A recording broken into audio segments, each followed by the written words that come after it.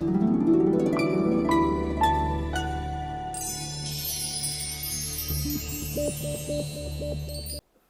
everyone. Today we will deal with Ohm's law. There is a scientist, George Simon Ohm, who has done a lot of experiment to find out a relation connecting the potential difference and the current flowing through a circuit. So first of all, we have to understand that this Ohm's law is not a derived law using mathematical equation. It was an empirical law. What do you mean by an empirical law? The law which was established purely on the basis of experiment. As you can see in the activity in your textbook, let us draw the circuit for Ohm's law verification first and then study Ohm's law. So, in your textbook, it is drawn like this. There are a lot of cells given, but there is an option of connecting each and every cell in turn, and which is continuous with an ammeter. So we know that we are getting connected to the negative terminal. So you have to draw a negative here. Then here there is a positive terminal. Then we are going to find out the potential difference and current across a wire. So a wire can offer some hindrance to the circuit. So instead of drawing a wire, we use a circuit symbol of a resistor here. Then of course we can have a key here which is closed, and you can complete the circuit. Here a voltmeter must be fitted with a positive here and a negative here. So these are the essential components of the circuit for the verification of Ohm's law. So let us start doing the experiment. For example, I am drawing a column here where I can measure the voltage and current. And I am going to introduce a third column here where I am going to do something after measuring this. So while you do it in the lab, you have to do it like this. First of all, you have to connect the first cell only. So what is it? The current is flowing like this. Okay.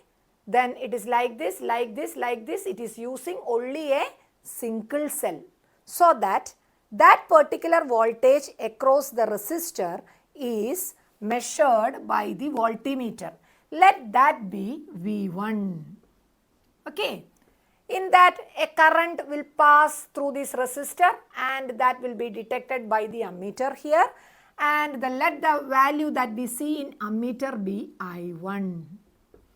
Okay. Then in the next trial we are using two cells, that's a battery. So what is it? What happens is that two cells are connected to the circuit. Two cells are connected to the circuit. So what happens? There will be another value for voltage in the voltmeter. There will be another value of current.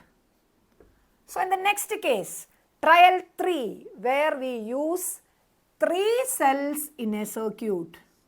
So where the voltmeter value is V3, the current value is I3, and of course we can use the whole set of cells that is used here like this, so that we can make the value V4 and I4. This was actually the same as Ohm has done actually. So what we are doing now? We are just dividing the voltage value by the current value in the corresponding trial. So what is the first thing that we have to do? We have to do V1 by I1. So we have got a answer like R. Let it be R. Let the answer be R. Then we are doing V2 by I2. Then we are doing V3 by I3, and then we are doing V4 by I4. If we are doing all these trials at the same temperature, keeping the same wire, what we are getting is that it's an excellent result. Whenever we divide the corresponding voltage value with the corresponding current value, we will get a same value for this ratio. What does it mean? For every V1 by I1 is equal to V2 by I2 is equal to V3 by I3, which is equal to V4 by I4, and these all are the same, and we will get a constant value here.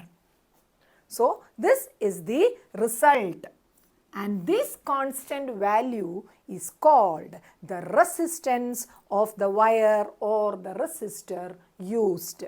So what we have found? V by corresponding I value is a constant, and we call that constant R, or V is equal to a constant into I, or we can say that it is R into I. So this is our experimental verification. So from this experimental verification done by Ohm, he has given us the statement for Ohm's law. Now let us go to the statement of Ohm's law. The potential difference across 2 points in a circuit is directly proportional to the current flowing through it, provided the temperature is a constant and there is no mechanical strain for the conductor. So what does it mean? Once again I am going to repeat. The potential difference across any 2 points is directly proportional to the current flowing through that element between that points when temperature remains constant and there is no mechanical strain. What do you mean by mechanical strain? That means that the wire cannot be stretched or the wire cannot be squeezed while we do the experiment. So let us elaborate the equation for Ohm's law. So the statement is elaborated as a mathematical equation, that is V is proportional to I as per the statement, and as V is proportional to I, we are writing V is equal to a constant R into I, and there is a constant of proportionality here. This constant of proportionality R is called the resistance of the component, or the resistance of the wire used, or the resistance of the resistor. So how can we get an equation for R? R is equal to V by I. So now we are going to write a unit for R. So what is the unit for R? The unit for R is, what is the unit of volt? The unit of voltage is volt. And what is the unit of current? It is ampere. So the unit of resistance is volt per ampere. In order to honor the scientist George Simon Ohm, this volt per ampere is called Ohm. It's called Ohm, and it is abbreviated by the Greek letter omega. It is Ohm. So as you know, volt per ampere is called Ohm. So 1 volt per ampere is 1 ohm. So we are finalizing the terms like resistance, where resistance is the hindrance offered to the current in a circuit. Different materials are having different resistors. So continuing with, we have to note a point here. So we have written the equation like R is equal to V by I.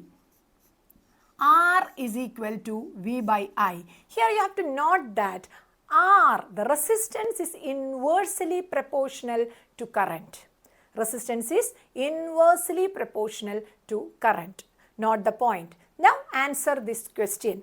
For a constant potential difference maintained, we are given two resistors, 2 ohm and 5 ohm, which can admit more current. That's the question. So what is it? R is inversely proportional to I, where when R increases, I decreases. But so for this question, which resistance admits more current? More current is admitted by 2 ohm resistance because they are inversely related. So let us convert the Ohm's law relation between V and I to a graph. So we are going to draw the graph. We are going to plot V along the y-axis and I along the x-axis. We know that V is proportional to I. When V is proportional to I, a proportionality graph will look like this. V is simply proportional to the first degree of I. So this is the graph. So let us think about the slope of this graph. So while we look the slope of this graph, how will you calculate the slope? You have already studied it in standard 9. How will you calculate? You calculate the slope by the opposite side. We have marked an angle like this here and a side here like that. So this angle, the opposite side is this. What does this side corresponds to? This side corresponds to V value and the base of the triangle corresponds to I value. So the slope of the graph is actually the opposite side of the triangle drawn by the adjacent side. So slope is our V value divided by I value. So what will we get? What is V by I actually? It is the resistance R. So when we have done an experiment and a graph is given to you, when we find the slope of the graph, we will get the value of R. Or how can we find the value of R with a VI graph? It is by taking the slope of the graph. So let us consider a different case where in some tricky questions you have I along the y-axis and V along the x-axis. So what will you do? So while we consider the slope of the graph, actually slope means the angle that it makes with the horizontal here. There also, wherever we draw a parallel line to the x-axis, we can take the slope. So when we consider this as the slope, these two angles will be equal since they are corresponding angles, right? So when we take the slope here, what is it? The opposite side of the angle is this and the adjacent side of the angle is this. So when we take the slope here, what will the slope look like? It will be opposite side by adjacent side. So I by V and it is equal to 1 by R. You have to note it. When V is on the y-axis and I is on the x-axis, the slope gives the value of resistance. But when I is on the y-axis and V is on the x-axis, we will get the slope as 1 by R. Thank you.